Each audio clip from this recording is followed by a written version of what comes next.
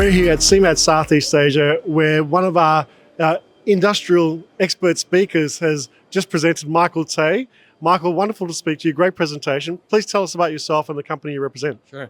Well, my name is Michael Tay, and I'm the platform director at Insight. And Insight is we're a nonprofit organization based out in Singapore. Our focus is very much on helping manufacturing companies to transform. So, as you know, manufacturers are facing a lot of challenges nowadays, whether it's robotics or AI, digital 4.0, sustainability.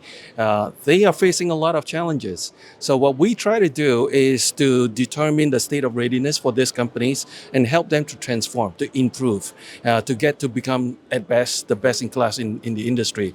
So yeah, in essence, that is what we do. Great. Well, yeah, wonderful presentation and so relevant for the audience and the exhibitors here as well.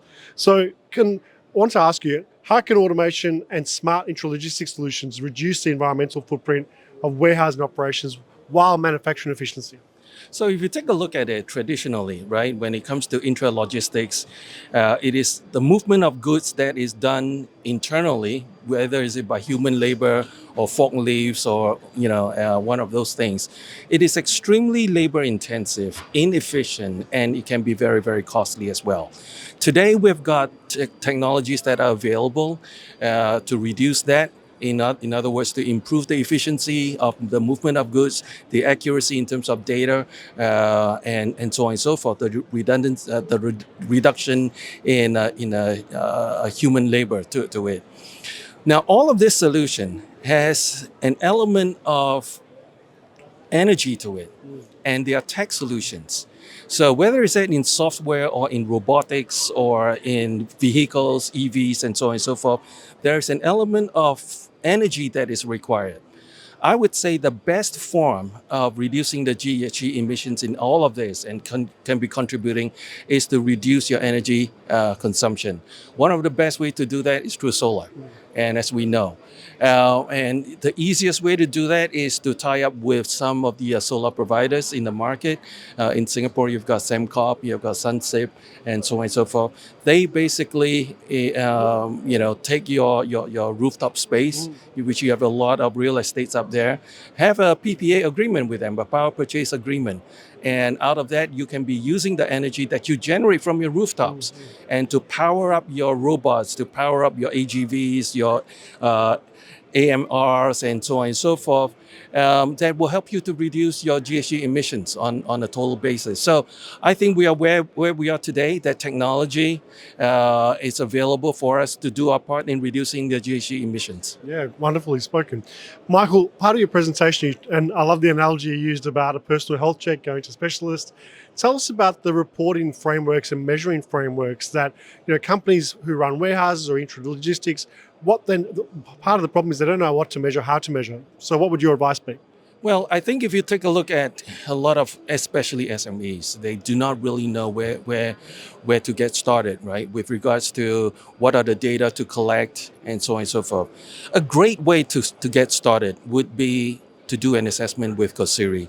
And I say this because we have got basically two products, a CoSiri 24, which is the one that I presented, a very extensive one. We have a smaller scale one, a CoSiri 10. Now, out of all this assessment, we have our certified assessors that will guide you on what you should be doing, how you should be improving. And it's very much as what we said earlier on. It's like a physical health check.